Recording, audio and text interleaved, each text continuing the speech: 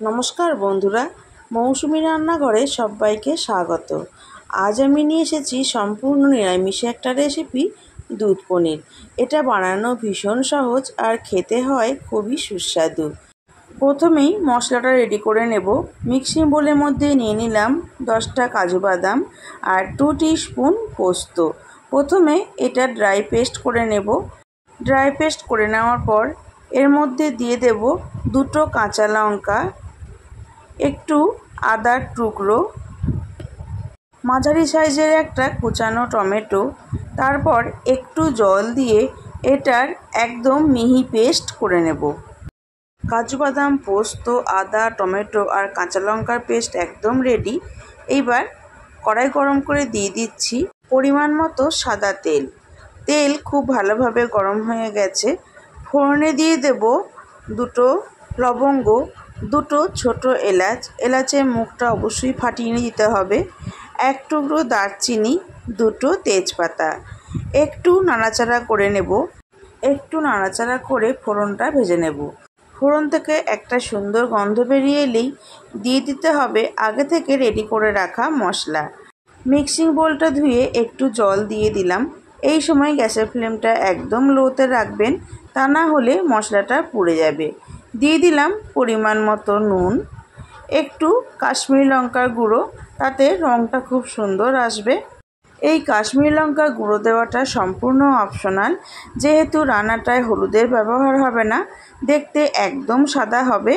তাই একটু কাশ্মীরি লঙ্কার গুঁড়ো দিলাম, যাতে রঙটা হালকা লালচে ভাব আসে আর দেখতে সুন্দর হয়।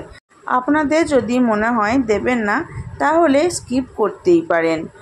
গ্যাসের ফ্লেমটা লো টু মিডিয়ামে রেখে মশলাটা খুব ভালোভাবে কষিয়ে নেব।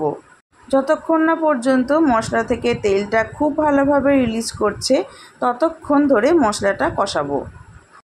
গ্যাসের ফ্লেমটা লো টু মিডিয়ামে রেখে প্রায় 4 থেকে 5 মিনিট মতো সময় ধরে মশলাটা কষিয়ে নিয়েছি। দেখুন, মশলা থেকে তেলটা খুব ভালোভাবে রিলিজ করে দিয়েছে আর মশলাটা একটু ছানা কাটা মতো হয়ে গেছে। এই সময় দিয়ে দেব টুকরো করে কেটে রাখা পনির। আর এই পনিরটা আমি বাজার থেকে কিনে আনিনি, একদম বাড়িতে বানিয়েছি। বাড়িতেই কিভাবে খুব সহজে পনির বানানো যায় সেই রেসিপি আগে থেকেই আমার চ্যানেলে আপলোড করা আছে। লিঙ্কটা আমি ডেসক্রিপশন বক্সে দিয়ে রাখবো, চাইলে দেখে নিতে পারেন।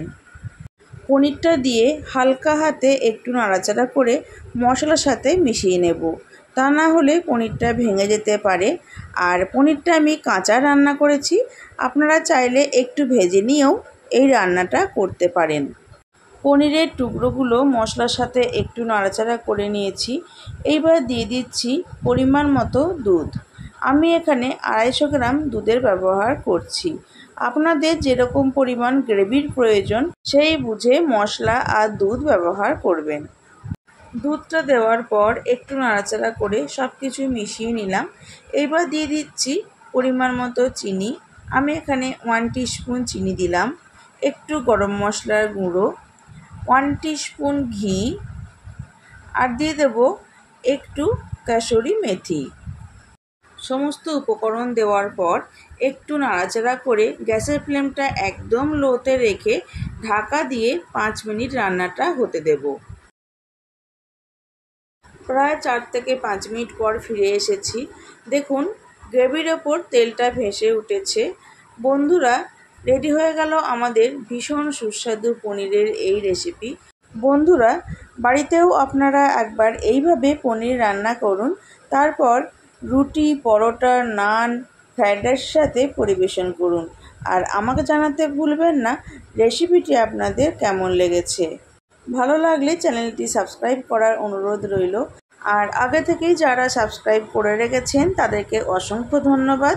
ফেসবুক থেকে দেখলে পেজটি ফলো করে একটি লাইক করে দেবেন এবং ভিডিওটি বন্ধুদের সাথে শেয়ার করে নেবেন।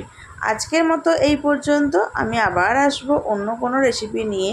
ভালো থাকবেন, সুস্থ থাকবেন। ধন্যবাদ।